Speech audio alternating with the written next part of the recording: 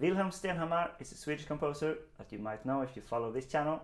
And in this video I will talk about a very nice piano piece. It's Fantasy in B minor, opus 11 number 3. And this could just as well have had the title Ballade, because it has such a narrative and declamatory character as well as dramatic development.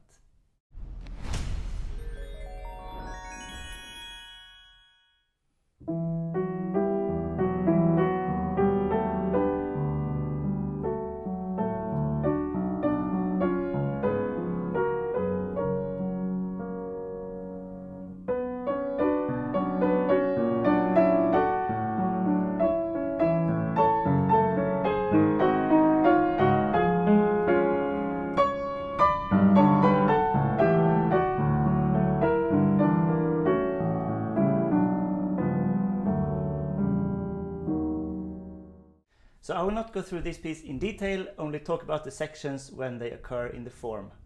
So as we heard in the beginning, it starts with this like dreamy, a bit humble idea.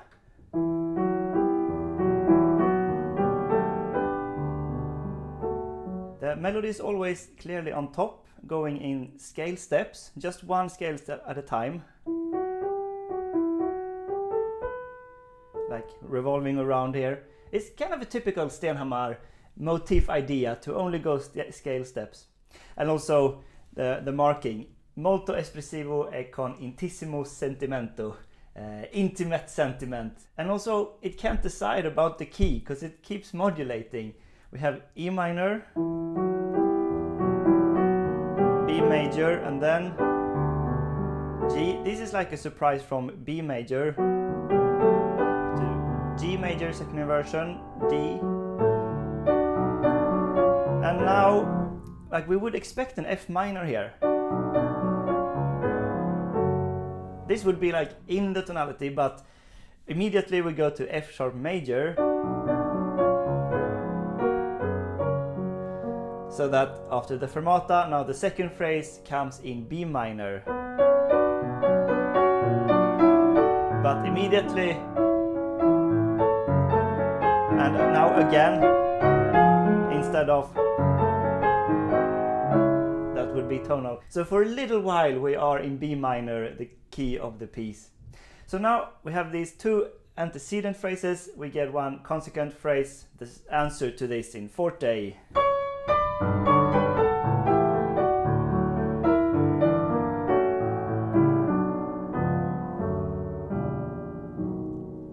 And it's fun, it's so full of life, this just this phrase, but it's actually only a scale in different rhythms. And now a jump. But he charges it with all this harmonic. D major, now G minor 6. Pain chord. And again, not B minor, but B major. So this is the first half of the first theme. We go another round. And then it kind of gradually grows into the second theme, a contrasting section that sounds like this.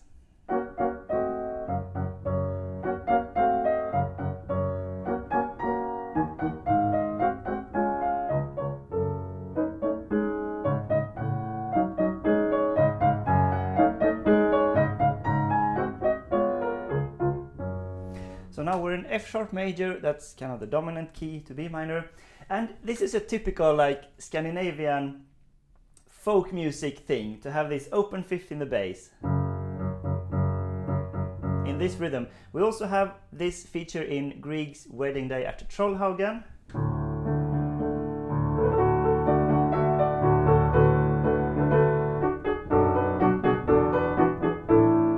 It's all the time. Just changing octaves. And we also have it in another famous piano piece in Sweden by Willem Pedersen Berger from his Fröse Flowers called Entry into Sommarhagen. It goes like this. Now we have the third on top, so a pure major, but it's still.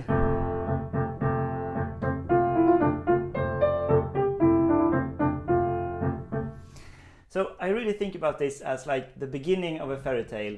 It's the pastoral idyll on the countryside, and everything is peaceful and people are just getting along. But then throughout this, something starts to grow. We get some surges and eventually a big rupture, and it changes key again to D major. We're approaching a cadence in F sharp minor here towards the end of this section. So we're expecting F sharp major. That's a cadence, but instead goes to D major, and it's the median shift, always exciting and something new. And here we get like a dialogue between something deep and powerful and a response that is not as powerful in the high register.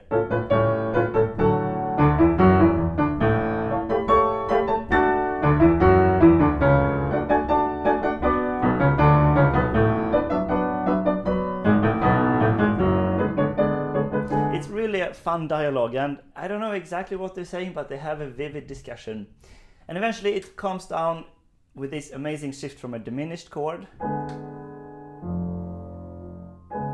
to a 7, dominant 7, C sharp 7. And now we get the return of the first theme.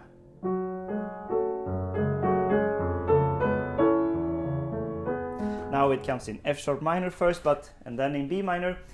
But then in the end it goes somewhere different, and here it feels like there's a lot of explaining to do.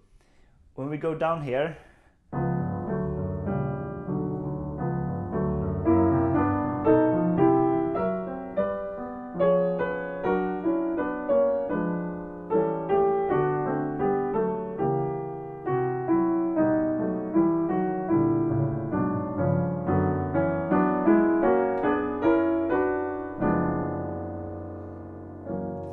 very dense chromaticism, also typical Stenhammar. We have some +5 chords and diminished chords. And then there's kind of a long section where we have these big waves going down and then up and then like these very declamatory phrases.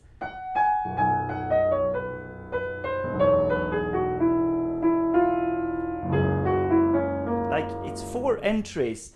Maybe they are a consequence of each other, or they are 4 voices. It's hard to...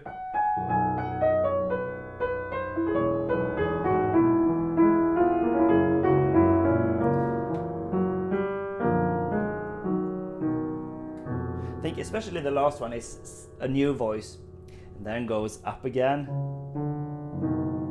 It's so nice to savor this major chord with a second inversion so deep.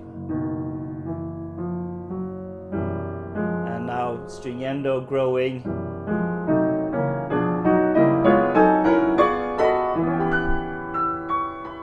Culminating in this E minor 6 chord.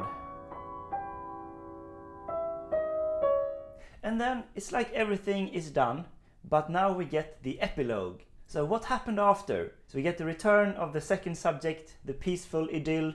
It now comes in B major. So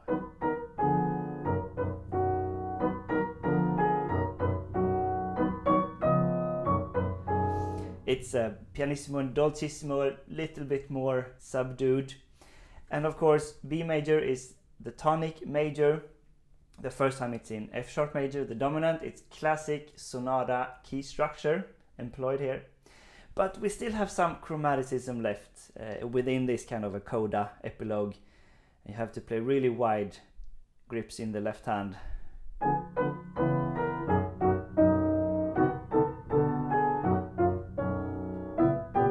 Maybe there are some more question marks still about the tail.